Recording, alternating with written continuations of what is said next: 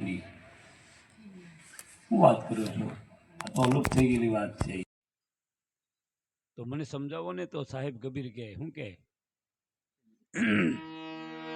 દેશ ફરી રે પર દેશ ફરી મને સંત મળ્યા છે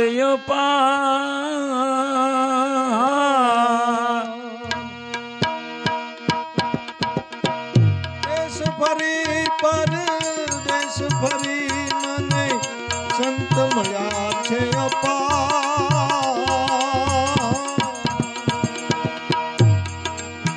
જેના દીઠે રે મોરા ને લાઠ રે બેની એના તો પડી ગયા દુકાળ કુએ પર પાણી રાખેની મત જાઓ મોરી માયા પાણી રાખેની મત જાઓ મોરી માયા કુએ પર આસન જોગીતા કુએ પર આસન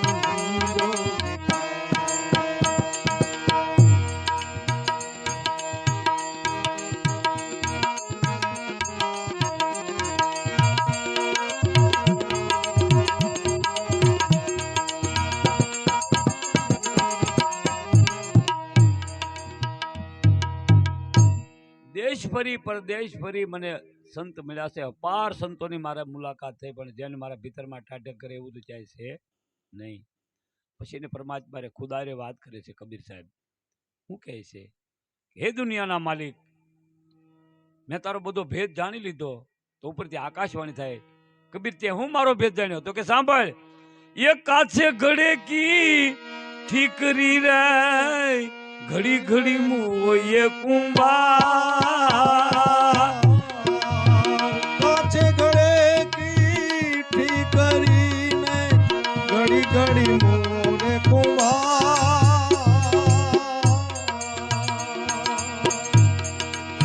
રાજા રાવણ જેવા હાલ્યા ગયા રે વો તો લંકાના સરદાર કુએ પર આસન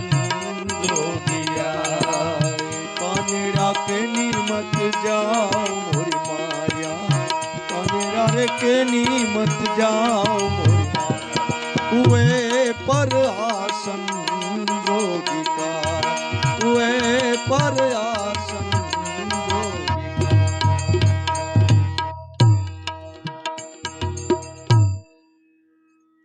માલિકારે વાત કરે છે, હે દુનિયાના માલિક, તારા હેતુનો જાણી લીધો છે મેં તો ભેદ. કે હું ભેદ છે? કે લીલા રસવા કાજે ત્યાં દુનિયા રસી, એની સાંખ પૂરે છે સારો વેદ. હેતુ રે વિનાના ન હોય હેત. એ કે હું હેત છે? એ કે કાછે ઘડે કી ઠીકરી ઘડી ઘડી એ મુવા કુંભાર. તો ઉપરથી આકાશવાણી થઈ, કોણ કઈ કાશી ઘડેની ઠીકરી છે આ? તો કે આ બધા માનવીના બધું ત્યાં બનાવ્યું ને બધી કાસા ઘડાની ઠીકરીઓ જ છે. આ કાચી ઘડે કી ઠીકરી કે ઘડી ઘડી મુવો કુંભારી કે કોણ? કે તું ત્યાં ઘડ્યા છે આ કાસા ઘડા બધા. ઈ કે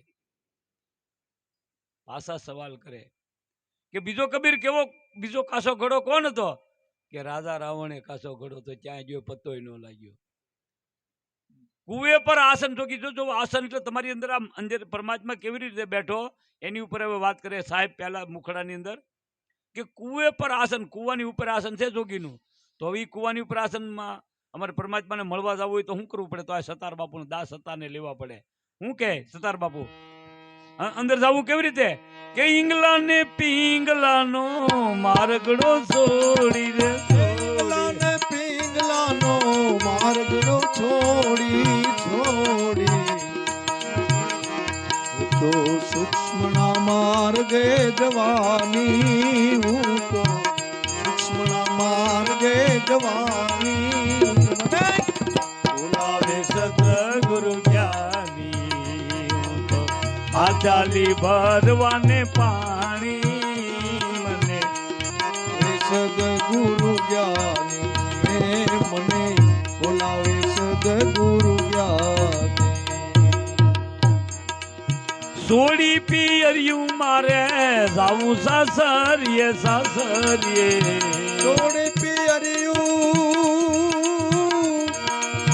સોડી પિયર્યું મારે મારે જાવું સાસરીએ સાસરીએ એમાં તે શરમ મને શ્યાની એમાં તે શરમ મને શ્યાની મને બોલાવે સદગુરુ જ્ઞાની એ મને બોલાવે સદગુરુ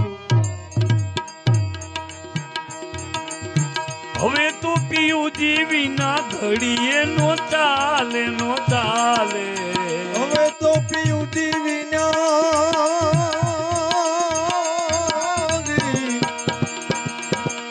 હવે તો પિયુજી વિના ઘડી નવ ચાલે ન ચાલે મારી વીતી જાય છે જુવાની મારી વીતી જાય છે જુવાની મને બોલાવે સદગુરુ જ્ઞાન એ મને બોલાવે સદગુરુ જ્ઞાન ચાર શરણ તમને સમજાવ્યા પહેલા શરણમાં એમ કે છે દાસ તાર કે ઈંગલાને પિંગલાનો મારગડો છોડી ઈંગલા 1.5 કલાક ડાબી ઈંગલા લે 1.5 કલાક જમણી પિંગલા બેને બાદ કરી સુક્ષમણા કરવી પડે ને પછી અંદર જવાય એવું છે કબીર સાહેબ કહેતા હતા ને ઈ ઉન્મુખ કૂવો જોવા જવો હોય તો પછી પહેલા શરણમાં એમ કે દાસ તાર કે સોડી પિયરિયું મારે જાવું સાસરીએ એમાં શરમ મને છે ને આ સંસારની વાત છે તો કે નહીં સુરતા બોલી રહી છે પિયરિયું એટલે આ સંસાર છોડવાનો છે એક દી મારે અને જાવું સાસરી એટલે પ્રભુ પંથે નીકળી જવાનું એમાં શરમ હે નહીં મને આ સંસારની કોઈ વાત નથી પછી આગળ બોલે આ સુરતા બોલે કે હવે તો પિયુજી વિના ઘડીએ ન ચાલે મારી વીતી જાય છે જુવાની પિયુ એટલે પરમાત્મા સુરતા એમ કહે છે મારી વીતી જાય જુવાની ભજનમાં ભજન જુવાનીમાં થાય વ્રતપણામાં થતું એમ કે છે તાર બાપુ વ્રતપણામાં શું થાય કે આવે વ્રતપણું ત્યારે પસ્તાવો થાશે મારે વ્રતનું ત્યારે પસ્તાવો થાશે દુઃખોમાં ગુજારે રડી જિંદગી ને રડી જિંદગી એ દુઃખોમાં ગુજારે રડી જિંદગી ભૂલાતી નથી સુખી જિંદગી ને સુખી જિંદગી ભૂલાતી નથી આ સુખી જિંદગી ને સુખી જિંદગી હંમેશા હતી જ્યાં વાહ વાહ સુખી જિંદગી ને સુખી જિંદગી સુખી બાળપણમાં ગુજાર વૈજી હસવા રમવા ખેલવામાં સુખી જિંદગી સુખી જિંદગી બાળપણમાં ગુજારી જુવાનીએ કીધીએ દુખી જિંદગી ને દુખી જિંદગી એ જુવાનીએ કીધીએ દુખી જિંદગી ને દુખી જિંદગી બોલાતી નથી આ સુખી જિંદગી ને સુખી જિંદગી ને હંમેશા હતી જ્યાં સુખી જિંદગી ને સુખી જિંદગી જાગીને જો આ જિંદગી બંદગી છે જાગીને જો આ બંદગી કરવાનું ઠામ મળ્યું તને જાગીને જો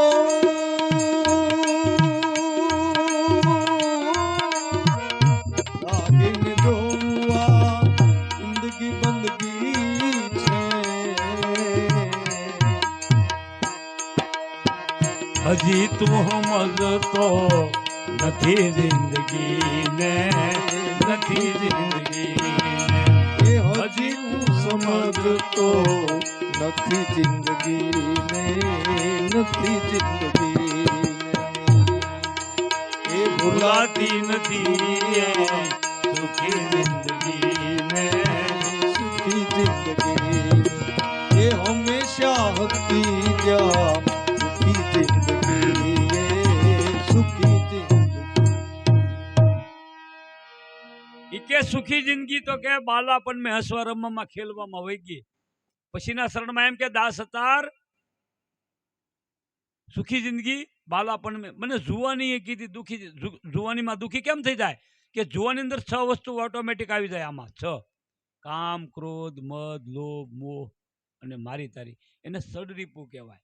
સડ એટલે 6, રીપુ એટલે દુશ્મન. આની અંદર 6 આવી જાય ઓટોમેટિક. પછી આ જીવનને બગાડી નાખે. અરે સડી સડ રીપુ ને સંગે જુવાની સડી સડ રીપુ ને એ સંગે જુવાની ભરી ઉમંગો એ ભરી ઉમંગો બગાડે જિંદગીને.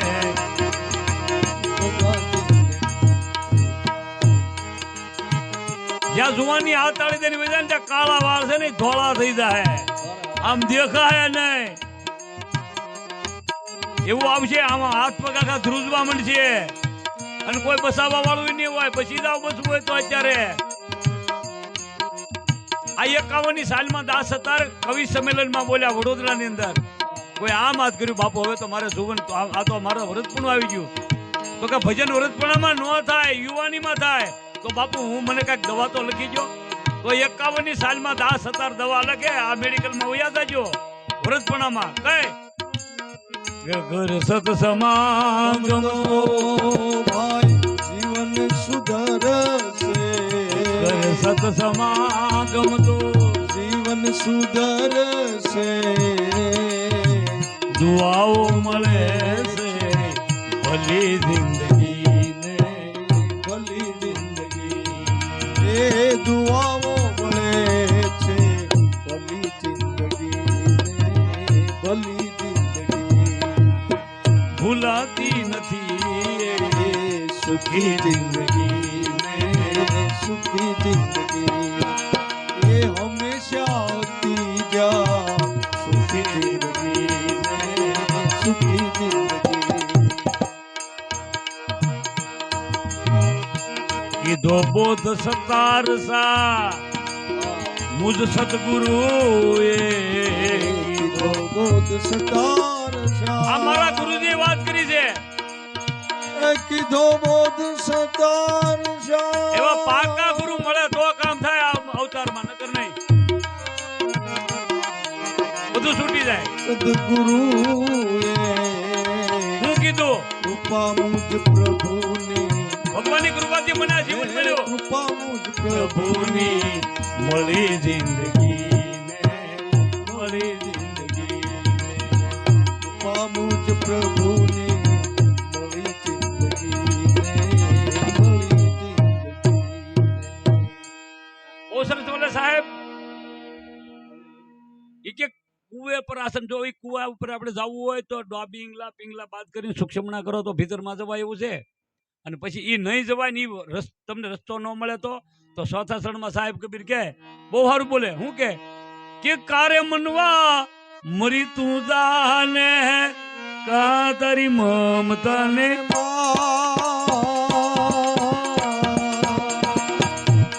તું મનવા મરી જાને કા તારી મમતા ને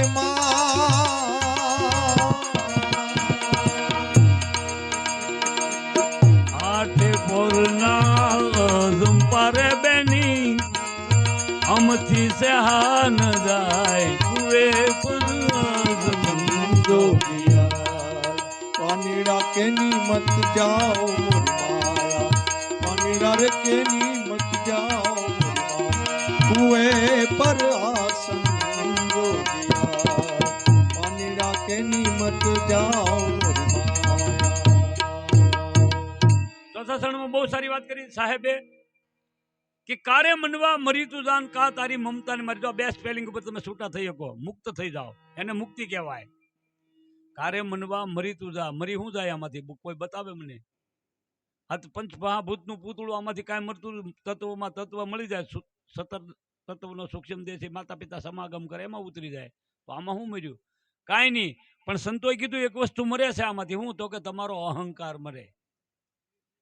અને બીજો સ્પેલિંગ કારે મનવા મરી તું જાતે અહંકાર અને કા તારી મમતાને માર.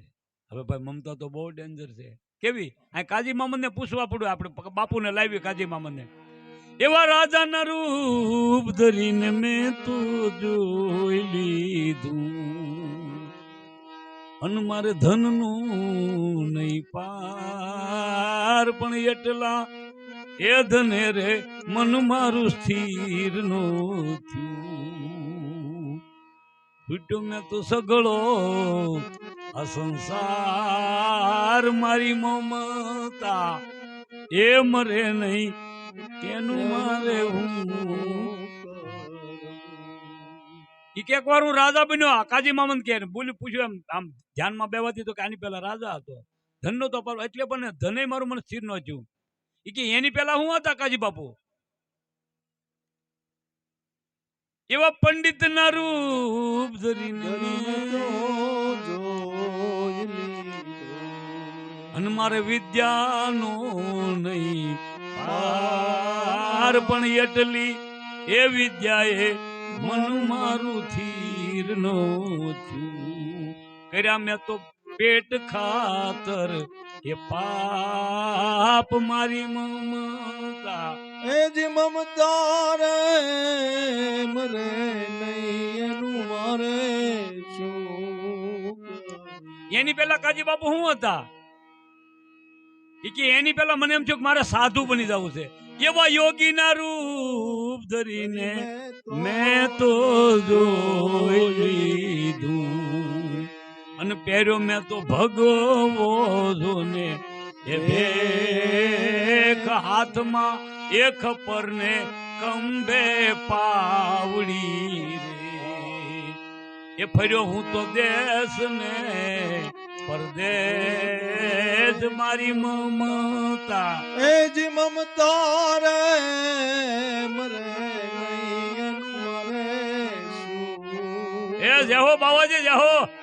ઈ કે પાછી કાજી મામાને આગળ પૂછ્યું કે બાપુ એની પહેલા હું હતું? તો કે મને એમ થયું મારે દરિયાનું માપ લેવા દો, માછલી બન્યો.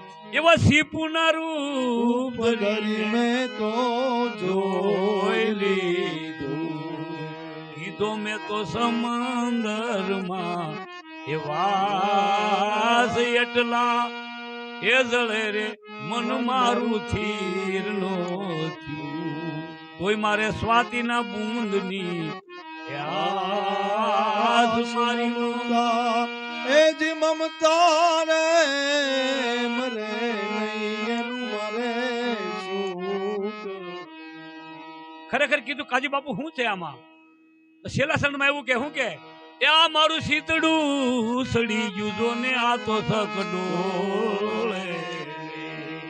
આવું બોલી ગયા છે કાજી રે મમંદ, મારી મમતા મરે નહીં એનું મારે શું. અહીંયા પાલનપુરમાં સમાધિ છે આ કાજી મામનની. એના ગુરુ હતા દીન દરવેશ, લુવારના દીકરા હતા, એ હિન્દુ હતા. ઈને ત્યાં અનવર સાહેબ ત્રણની સમાધિ છે પાલનપુરમાં. આવા યોગી પુરુષોની વાત છે. પછી કાજી બાપુ ને કાજી મામનને આગળ કહે કે બાપુ આ વ્રતપૂર્ણ આવશે તે શું થાય? પછી એની ઉપર બાપુ બહુ સારી પ્રભાતી લખી છે કાજી મામદે. શું કીધું કે હાથ પાવ તો ધ્રુજન લાગ્યા, ચલત હે અબ ડગમ ડગા. હાથ પાવ તો ધ્રુજન લાગા, ચલતો તો ડગમ ડગા. આ તેજ में का चला गया है हो, देखत है अब टगम टगा. जो बनिया तो कौन वाट गया, कौन वाट ગયા. એ કહો ને મને પગી પગા, જો બનિયા તો કોણ વાટ ગયા. બહુ સારી વાત કરે. પછી આગળ બહુ સારું હાલે. શું કે કાજી મામન કે કાલી ભમર ઉડન લાગી. ઓલા વાળ હતા ને કાળા ઉડી જાય ભમરો, અને તોય કલર કરી રાખે. કાલી ભમર ઉડન લાગી, બેઠ ગઈ અબ ધોલી બગા. કાલી ભમર ઉડન લાગી, બેઠ ગઈ અબ ધોલી બગા दात माइला पड़ गया है वो बोलत है फै फगम फगा जुबनिया तो कौन वाट गया એ જો બનિયા કોન વાટે ગયા દેખો ને કોઈ પગી પગા આ પેલું મુકડું બોલે જોબનિયા કોણ જોબન એટલે યુવાની મારી ક્યાં હાથ દઈને વહી ગઈ બતાવો ને પગી પગા પેલા પગી તા ને આપણું રજવાડું હતી તો પગીને બોલાવે સોરી કોઈ સોરી કરીને વયો જોઈએ તો એ પગી આવે ને હગડ ઉપર પગલા મૂકી દે એના પગ ઉપર ઊંડલા મૂકી અને પકડી લેતા તો અત્યારે તમારા જ્યોતિષકારને કોઈને કહો ને મારી જુવાની હાથ તાળી દઈને ક્યાં વહી ગઈ બતાવો એમ કે જોબનિયા કોણ વાટ ગયા ક્યાં મારું જોબન એટલે યુવાની વહી ગઈ બધાની વહી જવાની છે યાદ રહેજો જોબન તે તો ऐसी कीनी દે ગયો દેહી કો જો બનતે તો સગની દે ગયો દિલ પે દગા કાઝી મામુંદ સાની વિનતી રે ઓ તમે સુણી લેજો ને मेरे खुदा जोबनिया तो कौन वाट गया જો બનિયા કોન વાટ ગયા દેખો ને કોઈ પગી પગા પછી કાજી મામન ને પાછું પૂછવામાં આવ્યું કે તો પછી આ બાપુ શરીર શું છે ઈ કે બરાબર યાદ લેજો શું કે છે કે આ શરીર શું છે કે આ શરીરને તૂટતા વાર નહીં લાગે શું કે છે અને એક આ કેમ બિખરી જાય ખબર રહેવાની નથી એટલે ધ્યાન રાખી અને હળવું હાલજો બરોબર હાલજો વિચાર કરીને હાલજો અહીંયા નટનો ખેલ બનેલો છે નટનો કેમ નટ ઉલામ ઉપર પગલા દે આ સંસાર એક નટના ખેલ ઉપર છે આમાંથી પડ્યા એટલે સકના સૂર થઈ જવાના છો એટલે બરોબર વિચાર કરીને હાલજો બધા સંતોના પુરાવા એક જ છે બીજો પુરાવો કોઈ હોતું જ નથી એટલે કબીર સાહેબ કે કારે મનવા મરી તું જાને કાદરી તને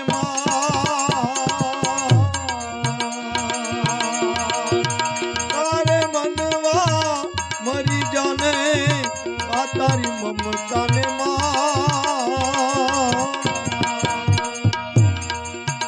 આઠે પોરના અજંપારે બેની અમથી જહાન રાય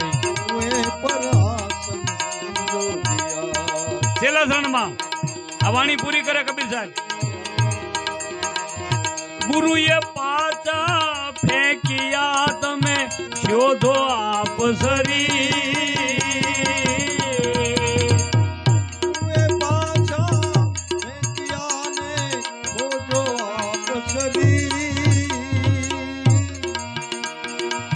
રામાનંદની ફौज મારે તો સન્મુખ લડે કબીર પર આસન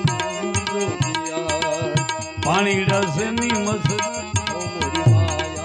પાણી રસની મસ જાઓ માયા કુએ પર આસન જોગીરા